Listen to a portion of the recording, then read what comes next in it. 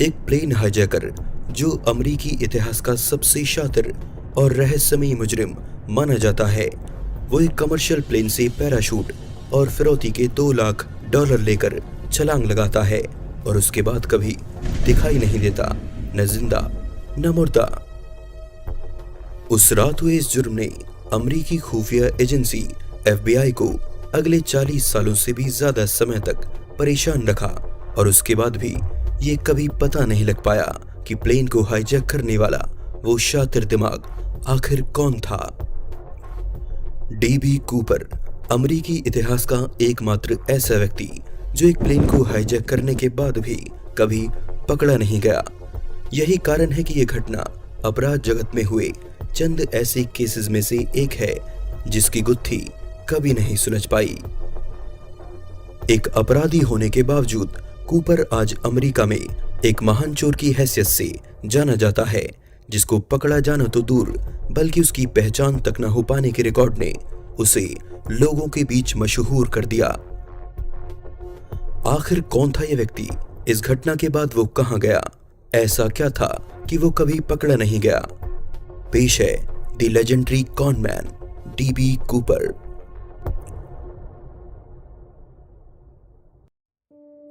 24 नवंबर 1971, Portland international airport.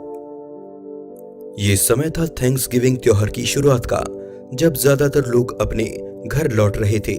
एक अधेड़ उम्र का व्यक्ति एक काला ब्रीफकेस पकड़े बुकिंग काउंटर पर आता है।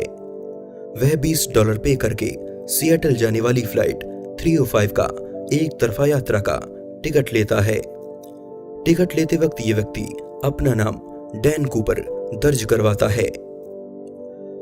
फ्लाइट 305 नॉर्थ वेस्ट एयरलाइंस की बेहद छोटी यात्रा पर रवाना होने वाली थी, जिसमें 30 मिनट का वक्त लगना था। आप ताज्जुब करेंगे कि अमेरिका में उस वक्त तक डोमेस्टिक फ्लाइट में सिक्योरिटी जैसी कोई चीज नहीं थी। आप प्लेन में कोई भी हथियार या गैर कानूनी चीजें लेकर जा सकते थे और कूपर ने भी कुछ ऐसा ही किया।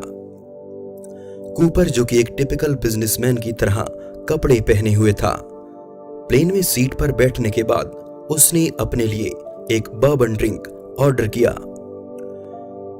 प्लेन के टेक ऑफ पर उसने फ्लाइट अटेंडेंट फ्लोरेंस शेफनर को एक चिट्ठी पकड़ाई और उसे खोलकर पढ़ने का आग्रह किया। शुरू में उसे लगा कि वह उसके साथ फ्लर्ट कर रहा है, लेकिन जब अटेंडेंट ने चिट्ठी खोली तो कहानी ही पलट गई। कूपर ने उसमें लिखा था कि मेरे पास यहाँ फ्लाइट में एक बॉम्ब है और मैं चाहूंगा कि तुम मेरे पास आकर मुझसे इस बारे में बात करो। फ्लोरेंस अपनी साथी टीना के साथ जब उसके पास पहुंची तो कूपर ने अपना ब्रीफकेस खोलकर दिखाया। उसमें जो रखा था वो दिखने में एक बॉम्ब के जैसा था, जिसके 2 वायर पकड़कर कूपर ने धमकी दी कि अगर उसकी मांगी हुई चीजें उसे नहीं मिलेंगी तो वह बॉम्ब को एक्टिवेट कर देगा और सब मारे जाएंगे। घबराई हुई अटेंडेंट ने ये बात अपने पायलट को बताई, जिसके तुरंत बाद नॉर्थ वेस्ट एयरलाइन और FBI अलर्ट हो गई। प्लेन अब हाईजैक हो चुका था। इस खबर को सुनकर सब चौंक ही रहे थे कि कूपर ने अपनी डिमांड रखी। उसे $2 लाख और 4 पैराशूट चाहिए थे। अटेंडेंट ने कूपर का यह संदेशा भी आगे ट्रांसफर कर दिया। यात्रियों की जान का खतरा समझते हुए कूपर की ये मांगे मान ली गईं और FBI एजेंट्स ने बैंक से नोट उपलब्ध करवाने की अपील की, जिनके सीरियल नंबर पहले से दर्ज कर लिए गए थे। ताज्जुब की बात है कि एक प्लेन को हाईजैक करने के बाद भी कूपर बड़े आराम से अपनी ड्रिंक और सिगरेट्स का मजा ले रहा था। उसका व्यवहार एक चोर के जैसा तो बिल्कुल नहीं था, बल्कि वह एक जेंटलमैन की तरह पेश आ रहा था। यात्रियों को कोई खबर नहीं थी कि आखिर प्लेन में हो क्या रहा है।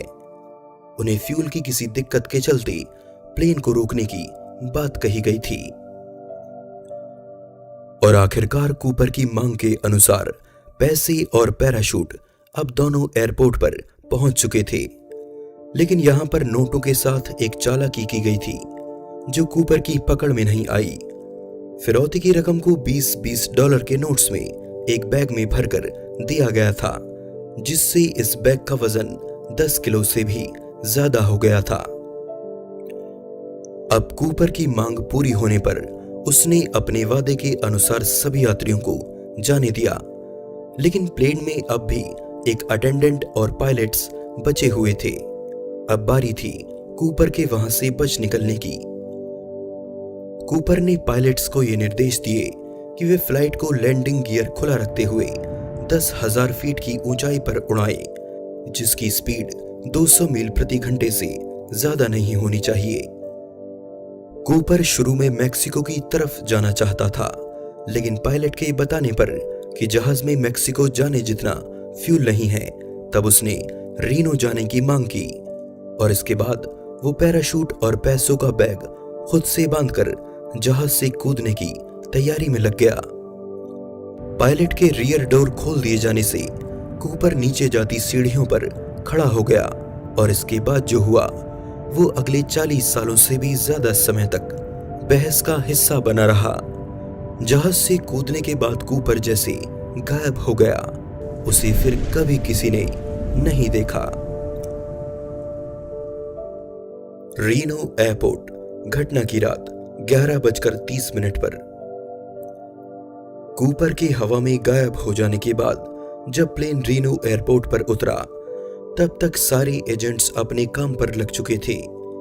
जहाज से अब जो चीजें बरामद हो सकी उनमें शामिल थे कूपर की टाई और उसकी क्लिप, 2 पैराशूट और उसके द्वारा पी गई सिगरेट्स के बट्स। कूपर ने जिस ग्लास में ड्रिंक लिया था वो बाकी यात्रियों के ग्लास के साथ मिक्स होने की वजह से कभी नहीं मिल पाया। बाकी सारी चीजें कूपर अपने साथ ले गया था, फिरौती की रकम, बॉम्ब और यहां तक कि उसके द्वारा लिखी गई चिट्ठी भी। इसके बाद एक्सपर्ट्स उस जगह की तलाश में जुट गए जहां कूपर के कूदने की संभावना थी। प्लेन के ऑटो पायलट मोड में होने की वजह से फ्लाइट का सटीक रास्ता तो मालूम हो गया, लेकिन कूपर किस समय और कहां कूदा था ये जानने में थोड़ी मुश्किल हुई। सभी तरह की जांच करने के बाद एक्सपर्ट्स इस नतीजे पर पहुंचे कि कूपर फ्लाइट से 8:10 पर कूदा होगा। कूपर की इस छलांग ने 28 वर्ग किलोमीटर के इलाके में सभी को खोज करने के लिए मजबूर कर दिया। अगली सुबह हेलीकॉप्टर, प्लेन्स और दुनिया भर के गार्ड्स की मदद से एफबीआई इस इलाके की खाक छानने लगी। यहां तक कि इस खोज में मिलिट्री भी शामिल थी। कई हफ्तों तक इस इलाके के जंगलों की खोज करने के बाद भी किसी को कुछ हासिल नहीं हुआ। कूपर का कहीं भी कुछ पता नहीं था। कुछ ही वक्त में डैन कूपर मीडिया में चर्चा का विषय बन गया। एक न्यूज़पेपर की गलती से डैन कूपर का नाम डीबी कूपर प्रिंट हो गया। नाम में जुड़ा डीबी डैन से कहीं ज्यादा लोगों को पसंद आया और उसके नाम के साथ ये फिर हमेशा के लिए जुड़ गया। इधर एफबीआई दिन रात कूपर की खोज में जुटी हुई थी। कूपर के जहाज को दिए गए निर्देशों और पैराशूट को प्रयोग में लाए जाने से उन्होंने ये अंदाजा लगाया कि यह इंसान जो कोई भी था उसे प्लेन और पैराशूट की काफी अच्छी जानकारी थी। इसी शक को ध्यान में रखते हुए एक्सपर्ट्स ने सैकड़ों पैराट्रूपर्स और पायलट्स के रिकॉर्ड चेक किए, लेकिन बदकिस्मती से कुछ हाथ नहीं लगा। अब ये सब मानने लगे थे कि कहीं डीबी कूपर उस छलांग में मारा तो नहीं गया। लेकिन कुछ भी नतीजा निकलने से पहले एक और प्लेन हाईजैकिंग की खबर सामने आई, जिसका तरीका भी डीबी कूपर के जैसा ही था। एफबीआई को लगा कि इस बार वे कूपर को पकड़ लेंगे। 7 अप्रैल 1972 को यूनाइटेड एयरलाइंस की एक फ्लाइट को जेम्स जॉनसन नाम के एक व्यक्ति ने हाईजैक किया था। फिरौती में $5 लाख के साथ कूपर के जैसे ही उसने भी 4 पैराशूट की मांग की और उसे लेकर वो प्लेन से कूद गया। ये हाईजैकर शायद पकड़ा न जाता अगर वह अपने ही किसी जान पहचान के व्यक्ति से इस हाईजैकिंग की चर्चा न करता, जिसकी सेंध एफबीआई ने लगा ली और कुछ ही दिनों में यह हाईजैकर पकड़ा गया। वियतनाम के एक पूर्व पायलट रिचर्ड मैकॉय ने जेम्स जॉनसन बनकर इस हाईजैकिंग को अंजाम दिया था। उसके घर से फिरौती के $5 लाख और पैराशूट दोनों बरामद हुए और उसे दोनों हाईजैकिंग करने के जुर्म में गिरफ्तार कर लिया गया। लेकिन ताज्जुब की बात यह रही कि रिचर्ड मैकॉय के केस का कोई भी तार डीबी कूपर से नहीं जुड़ा। रिचर्ड ही कूपर हो सकता था, यह अंदाजा गलत साबित हुआ। इसके बाद रिचर्ड को 45 साल की जेल हुई, लेकिन रिचर्ड के प्लेन से कूदने और सही सलामत बच जाने से लोग अब ये मानने लगे थे कि कूपर भी उस रात बच निकला था। इस घटना के 8 साल तक जैसे इस केस में खामोशी थम जाती है, लेकिन 1980 में एक बहुत बड़ा सुराग हाथ लगता है। 7 फरवरी 1980 कोलंबिया नदी के किनारे लकड़ियां इकट्ठे कर रहे एक बाप और बेटे को रेत में दबे नोटों के 3 बंडल मिले, जो कि गलने से खराब हो चुके थे, जिन्हें पहचानना लगभग नामुमकिन था। लेकिन बंडल्स के बीच में मौजूद नोटों की हालत अब भी सही थी। एफबीआई ने जब इन नोटों के सीरियल नंबर मैच किए तो पता चला कि ये वही नोट थे जिन्हें कूपर ले भागा था।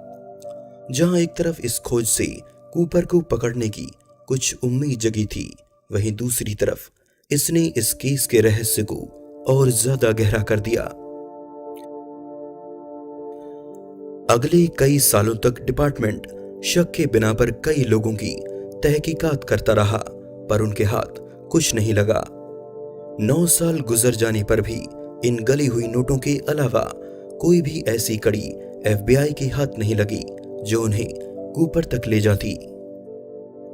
लेकिन घटना के पूरे 35 साल गुजर जाने पर एक अहम सुराग हाथ लगा। न्यूयॉर्क 2007 एक प्राइवेट डिटेक्टिव ने एफबीआई को यह बताया कि उसकी एक ऐसे व्यक्ति से बात हो चुकी है जो ये जानता है कि डीबी कूपर कौन है। डिटेक्टिव के पूछने पर कि तुम कूपर के बारे में कैसे जानते हो, तो उस व्यक्ति ने यह जवाब दिया कि मैं कूपर के साथ पला बड़ा हूं, वो मेरा भाई है। डिटेक्टिव ने आगे जांच की तो उसे एक नए सस्पेक्ट का नाम मालूम हुआ, केनेथ क्रिश्चियनसेन। कूपर की हाईजैकिंग के वक्त ही केनेथ भी नॉर्थ वेस्ट एयरलाइंस के लिए फ्लाइट अटेंडेंट का काम करता था। उसे सारे फ्लाइट शेड्यूल और रास्ते पता थे। इसके साथ ही उसे एयरलाइन से अपनी तनख्वाह और कटौती को लेकर काफी शिकायतें थीं।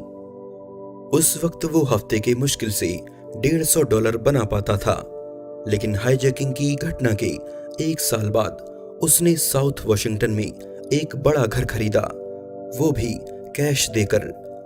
जाहिर था कि ये रकम उसके कमाए गए पैसों से कहीं ज्यादा थी। केवल इतना ही नहीं, उसकी शराब और सिगरेट पीने की आदत भी कूपर से मेल खाती थी। जब उसकी फोटो उस रात की अटेंडेंट फ्लोरेंस को दिखाई गई तो उसने कहा कि केनेथ की फोटो उस स्केच से सबसे ज्यादा मेल खाती है जो उसे अब तक दिखाई गई थी। लेकिन ये सब बातें एफबीआई के लिए बेकार थीं। बिना किसी ठोस सबूत के केवल एक रिश्तेदार के कहने पर वे केनेथ को कूपर नहीं बना सकते थे।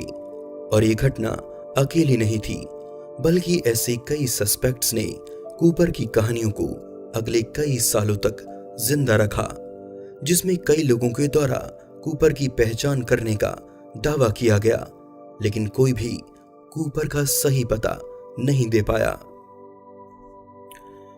सालों से एफबीआई किसी ऐसे इंसान की तलाश में जुटी रही जो विमान और पैराशूट की अच्छी जानकारी रखता हो, लेकिन एक्सपर्ट्स अब ये मानते हैं कि उनका ऐसा करना गलत भी हो सकता है। मुमकिन है कि कूपर इन सब के बारे में ज्यादा जानकारी ही न रखता हो, क्योंकि उसने आम से कपड़ों में बिना तैयारी के इस जुर्म को अंजाम दिया था। उसके पास वो खास तरीके के ग्लव्स और गॉगल्स नहीं थे जो स्काई डाइविंग करते समय पहने जाते हैं। उसके द्वारा पैराशूट को चुनने में भी गलती की गई थी। उसने स्पोर्ट्स की बजाय सेफ्टी शूट्स को चुना था, जिन्हें हवा में खोलना और कंट्रोल करना कहीं ज्यादा मुश्किल होता है। वहीं उसने फिरौती की रकम में दिए गए $20 के नोटों को कबूल करके भी एक बड़ी गलती की थी। वह 20 की बजाय $100 के नोटों की भी मांग कर सकता था, जिससे उसे काफी कम वजन के साथ फ्लाइट से कूदना पड़ता, जो कि एक सही चॉइस थी। जांचकर्ता एक बहुत बड़ा निष्कर्ष ये भी निकालते हैं, हो सकता है कि कूपर उस रात लैंडिंग करते वक्त मारा गया हो, क्योंकि उसके द्वारा चुनी गई सारी चीजें उसके काम में अड़चने डालती, और अगर वह ठीक से लैंडिंग कर भी जाता तो नदी में गिरने पर वह ठंड से बच नहीं सकता था। तो क्या कूपर उस रात सच में मारा गया था? क्योंकि उसके द्वारा लूटे गए नोटों में से कोई भी नोट सर्कुलेशन में फिर नहीं देखा गया, कम से कम एक्सपर्ट्स के द्वारा तो बिल्कुल नहीं। लेकिन कूपर की लाश भी कहीं नहीं मिली थी, जो उसकी मौत पर सवाल खड़ा करती है। वही नोटों के बंडल के बारे में एक्सपर्ट्स ये मानते हैं कि ये नदी के किनारे रेत के अंदर कुदरती तरीके से दबे होंगे। उस रात कूपर के कूद जाने पर नोटों का बैग खुल जाने की वजह से ये उससे अलग हो गए होंगे और बहते हुए यहां तक आकर वक्त के साथ रेत के नीचे चले गए होंगे। लेकिन उनके पास इस बात का कोई ठोस जवाब नहीं है कि कूपर के कूदने वाली जगह से ये 20 मील दूर कैसे पहुंच गए, जबकि नदी का बहाव इन्हें ठीक दूसरी तरफ ले जाता। लेकिन यहां पर कूपर और अटेंडेंट के बीच हुई एक अहम बातचीत से कुछ और भी पता चलता है। कूपर को पैराशूट उन्हें यूज करने की इंस्ट्रक्शंस के साथ भेजे गए थे। अटेंडेंट के उन्हें पढ़ने के लिए कहने पर कूपर ने मना करते हुए ये कहा कि उसे इंस्ट्रक्शंस की जरूरत नहीं है। उसके द्वारा कही गई इस बात पर कई लोग ये मानते हैं कि कूपर वाकई में एक माहिर स्काई डाइवर था, क्योंकि कूपर के जैसी ही ड्रेस पहनाकर जब एक पेशेवर स्काई डाइवर को उतने ही वजन के साथ जंप करवाया गया तो उसने ऐसा कर दिया, लेकिन उसे जमीन पर उतरने में काफी मुश्किलों का सामना करना पड़ा। वहीं नोटों के बारे में एक और अहम बात सामने आती है, जो ये बताती है कि उस हाईजैकिंग से कूपर का आखिरी मकसद सिर्फ पैसे लेकर भागना नहीं था। अटेंडेंट के पूछे जाने पर कि तुमने हमारी ही एयरलाइंस के प्लेन को हाईजैक करने के लिए क्यों चुना, तो कूपर ने कहा कि मुझे तुम्हारी एयरलाइन से कोई जाती बदला नहीं लेना, बल्कि मुझे सिर्फ बदला लेना है। उसकी कही इस बात से शायद ये साबित होता है कि उसका आखिरी मकसद सिर्फ पैसा नहीं था, बल्कि उसमें बदले की भावना थी। आज उस घटना के 45 साल से भी ज्यादा गुजर जाने पर भी कूपर जैसी सभी के लिए एक पहेली बना हुआ है। एक चोर होने के बावजूद अमरीकी लोगों ने उसे शातिर दिमाग और इज्जतदार मुजरिम का नाम दिया। वो उनके लिए जैसे जुर्म की दुनिया का जेम्स बॉन्ड था, जिसने सबको चकमा देकर एक बड़ी रकम उड़ा ली थी और हमेशा के लिए गायब हो गया था। वहीं मीडिया ने भी कूपर का नाम काफी उछाला और उसके जुर्म को एक परफेक्ट क्राइम कहा। कई सालों तक कूपर की कहानियां किताबों, फिल्मों और डॉक्यूमेंट्रीज के जरिए कही जाती रहीं। कूपर की इमेज को बहुत ही सभ्य तरीके से सबके सामने रखा गया। वो एक बिजनेसमैन की तरह कपड़े पहनता था, महंगे ड्रिंक और सिगरेट्स पीता था और एक जेंटलमैन की तरह बात करता था। शायद ये बातें उसके बारे में झूठी रही हों, लेकिन कूपर लोगों के लिए जैसे एक फैंटेसी बन चुका है। लोगों का ये मानना है कि कूपर उस रात बच निकला था और वो आज किसी बीच पर बैठा लूटे हुए उन पैसों से मजे कर रहा होगा। कूपर आखिर कौन था? एक सभ्य चोर या एक आम मुजरिम? क्या वो उस रात बच निकला था या फिर मारा गया था? क्या इस जुर्म के पीछे उसका आखिरी मकसद सिर्फ पैसा था या फिर उसने ये बदला लेने के लिए किया था? ये शायद हम नहीं बता सकते, क्योंकि कूपर हमारे लिए एक ऐसी रहस्यमयी किताब की तरह है जिसका आखिरी पन्ना गायब है। आपको क्या लगता है उस रात कूपर का क्या हुआ होगा? मुझे कमेंट में बताइए और प्लीज इस वीडियो को कम से कम 2 लोगों के साथ जरूर शेयर कीजिए। मिलते हैं अगली वीडियो में। नमस्कार।